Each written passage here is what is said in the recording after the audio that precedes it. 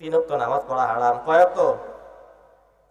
সূর্য ওঠার সময়, সূর্য ডোবার সময়, আর সূর্য যখন মাথার উপরে ঠিক দ্বিপ্রহরের সময় তিন ওয়াক্ত নামাজ পড়লে গুনাহ হবে। তার মানে সবসময় নামাজ পড়া যাবে? পাঁচ ওয়াক্ত নামাজ পড়া মাকরু। কয় ওয়াক্ত? কয় সময়? পাঁচ সময় নামাজ পড়া মাকরু। এই জন্য নামাজের কিছু ওয়াক্ত আছে, নামাজে যখন ওয়াক্ত আসবে তখন নামাজ পড়তে হবে। ওয়াক্ত মতো নামাজ পড়া হলো ফরজ, ওয়াক্ত মতো পড়তে হবে।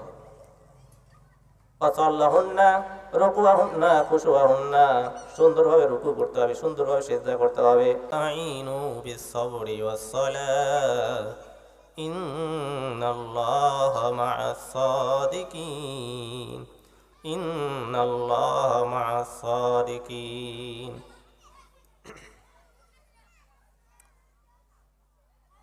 أما بعد فقد قال الله تعالى إن الذين تعبدون من دون الله لا يملكون لكم رزقا فابتغوا عند الله رزقا واعبدوه واشكروا له وإليه ترجعون.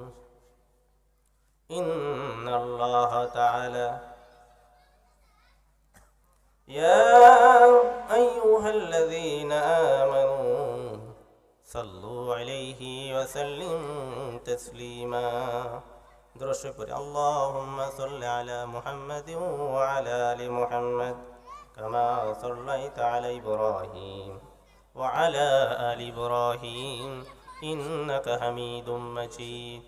اللهم بارك على محمد وعلى آل محمد كما باركت على إبراهيم وعلى آل إبراهيم إنك حميد مجيد. একটু জিকির করি সবাই, মন খুলে, মন উজান করে। লা ইলাহা ইল্লাল্লাহ, লা ইলাহা ইল্লাল্লাহ, লা ইলাহা ইল্লাল্লাহ, লা ইলাহা ইল্লাল্লাহ, ইল্লাল্লাহু ইল্লাল্লাহ, লা ইলাহা ইল্লাল্লাহ, লা ইলাহা ইল্লাল্লাহ। জোরে যার দিলে আসে আল্লাহর ভয়, যার দিলে আসে আল্লাহর ভয়, আল্লাহ আল্লাহ সব সময়। আহারে নিদেরা ভালো লাগে না এই দুনিয়া, ভালো লাগে না, ভালো লাগে শুধু ইল্লাল্লাহ, লা ইলাহা ইল্লাল্লাহ। জোরে চাঁদ সূর্য জাড়ে গ্রহ তারা,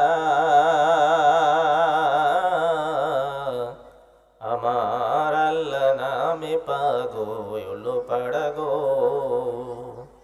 আমার আল্লাহ নামে এতই মধু, আমার আল্লাহ নামে এতই রে জাদু, লুকিয়ে রাখছো হে আল্লাহ, লা ইলাহা ইল্লাল্লাহ। জোরে লা ইলাহা ইল্লাল্লাহ মুহাম্মাদুর রাসূলুল্লাহ। সকলে বলি সাল্লাল্লাহু আলাইহি সাল্লাম।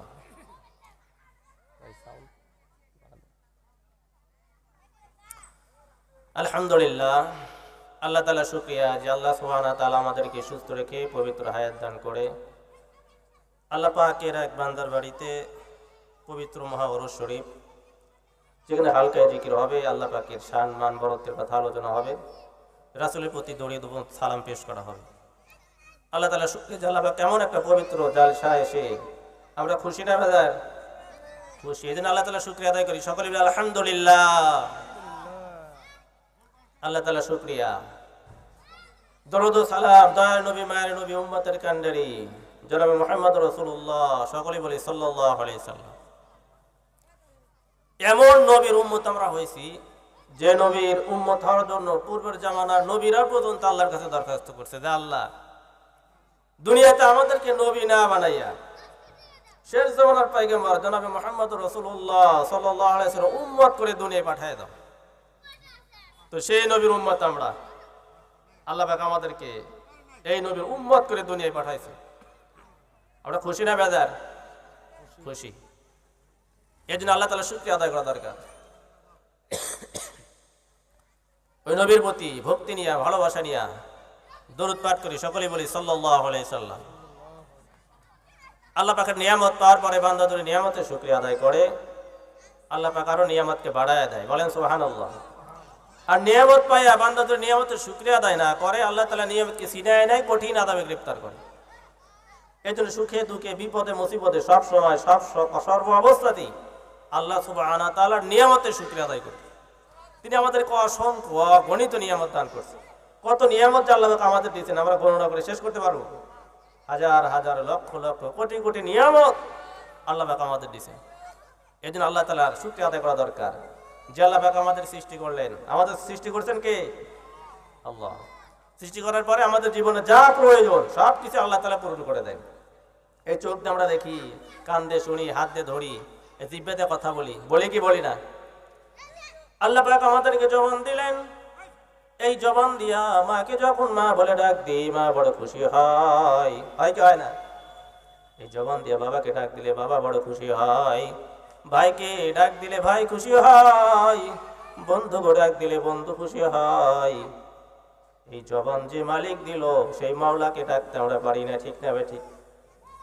আল্লাহ পাক বলে, বান্দা এই জবান তো আমি আল্লাহ তোমাকে দিলাম, এই জবান দিয়া দুনিয়ার সব মানুষকে তুমি খুশি করলা, কিন্তু এই জবান দিয়ে আমি আল্লাহকে তুমি খুশি করতে পারলা না। এর চেয়ে কপাল পরার কি আছে? আল্লাহ এত নিয়ামত যে মালিক দিল আমাদেরকে, যে মহান রব, আজকে আমরা তাকে ডাকতে পারলাম না।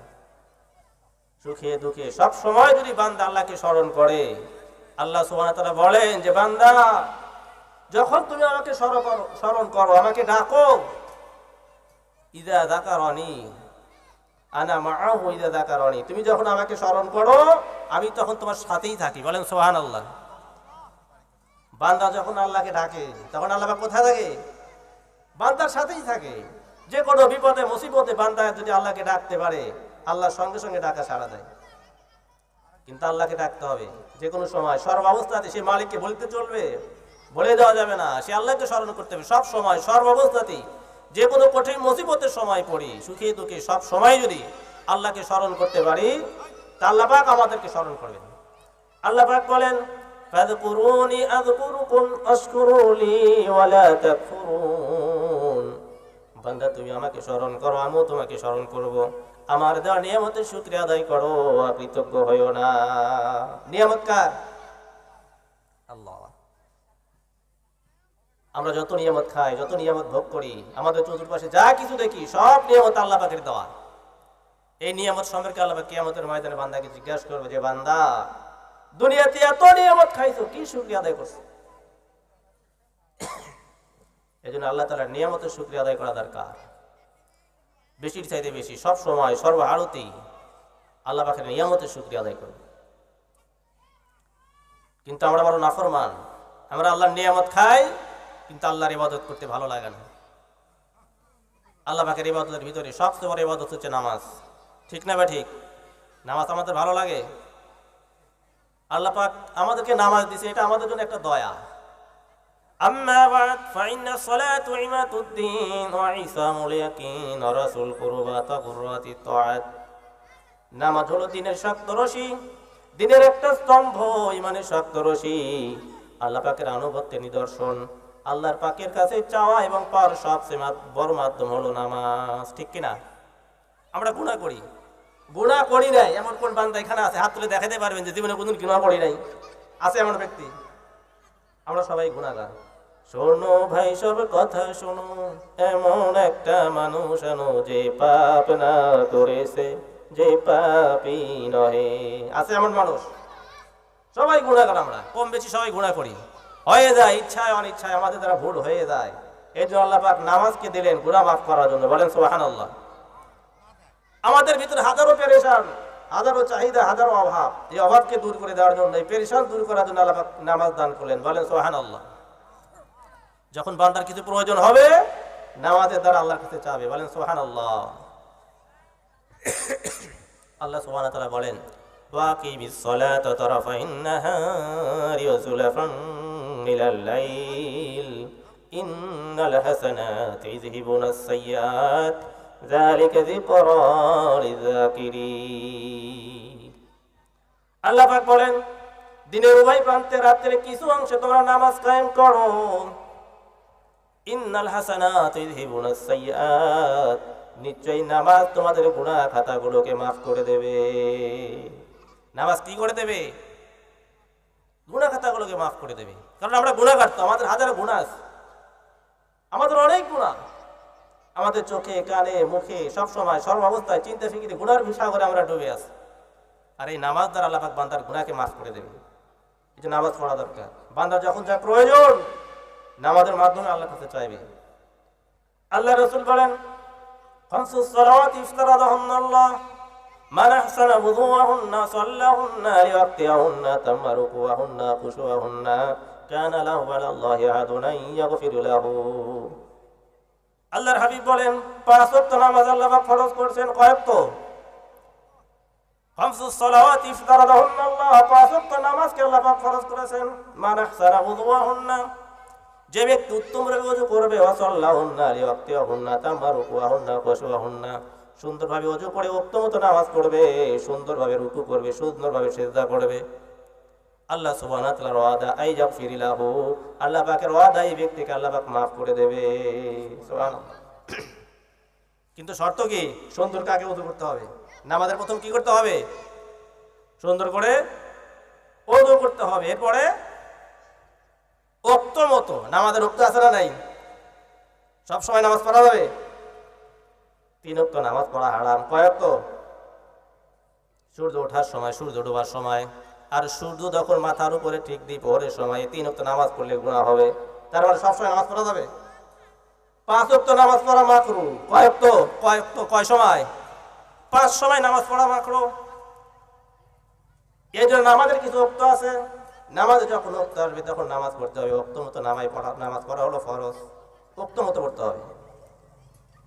ওয়াসাল্লাহুন্না রুকু'ahunna খুশু'ahunna, সুন্দরভাবে রুকু করতে হবে, সুন্দরভাবে সিজদা করতে হবে।